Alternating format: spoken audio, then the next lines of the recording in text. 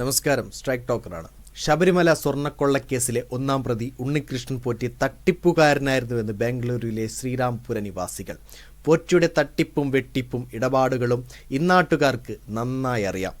ഒരു വശത്ത് വൻകിട പലിശ ഇടപാടുകൾ നടത്തുമ്പോൾ തന്നെ പരിചയക്കാരിൽ നിന്ന് ചെറുതുകകൾ കടം വാങ്ങുന്ന സ്വഭാവക്കാരനായിരുന്നു പോറ്റി.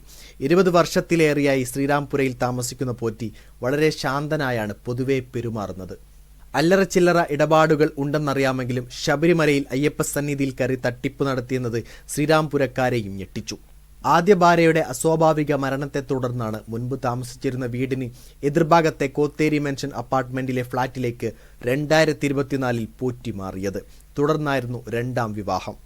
ആദ്യ ഭാര്യയുടെ മരണത്തോടെ പോറ്റി ശ്രീരാംപുര ക്ഷേത്രത്തിൽ നിന്നും പുറത്തായി. തുടർന്ന് ശബരിമലയിൽ കീശാന്തിയുടെ പരികർമ്മി എന്ന മേൽവിലാസത്തിലായാണ് ബാംഗ്ലൂരിലേക്ക് രണ്ടാം വരവ്. രണ്ടാം ശബരിമല എന്നറിയപ്പെടുന്ന ജാലഹള്ളി അയ്യപ്പ ക്ഷേത്രത്തിലെ ശ്രീകോവിലിന്റെ വാതിലിൽ സ്വർണം പൂശിയത് ഉണ്ണികൃഷ്ണൻ പോറ്റിയുടെ നേതൃത്വത്തിൽ ചെന്നൈ സ്മാർട്ട് ക്രിയേഷൻസ് ആയിരുന്നു. 2019 മാർച്ചിൽ ശബരിമല ശ്രീകോവിലിന്റെ വാതിലിൽ സ്വർണം പൂശി സമർപ്പിച്ച ശേഷമായിരുന്നു ഇത്. ഉണ്ണികൃഷ്ണൻ പോറ്റിയുമായി നടത്തിയ തെളിവെടുപ്പിൽ 576 ഗ്രാം സ്വർണം അന്വേഷണ സംഘം പിടിച്ചെടുത്തു. എന്നാൽ നഷ്ടപ്പെട്ട സ്വർണം ഇതിലുമേറെയാണ്. ഇത് ഇനി കണ്ടെത്തേണ്ടതായിട്ടുണ്ട്. പോറ്റിയുമായി ബാംഗ്ലൂരുവിലും ബെള്ളാരിയിലും ചെന്നൈയിലുമായി നടത്തിയ തെളിവെടുപ്പിന് ശേഷം അന്വേഷണ സംഘം ക്രൈംബ്രാഞ്ച് ആസ്ഥാനത്ത് ഇന്നലെ തിരികെ എത്തി.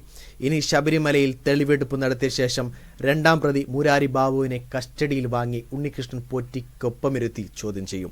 കണ്ടെടുത്ത സ്വർണ്ണമടക്കം അന്വേഷണ പുരോഗതി റിപ്പോർട്ട് ഉടൻ കോടതിയിൽ ഹാജരാക്കും.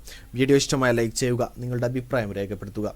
കൂടുതൽ വീഡിയോസുകൾക്കായി ഈ ചാനലിലൂടെ തന്നെ സബ്സ്ക്രൈബ് ചെയ്യുക. This is strike talker signing off.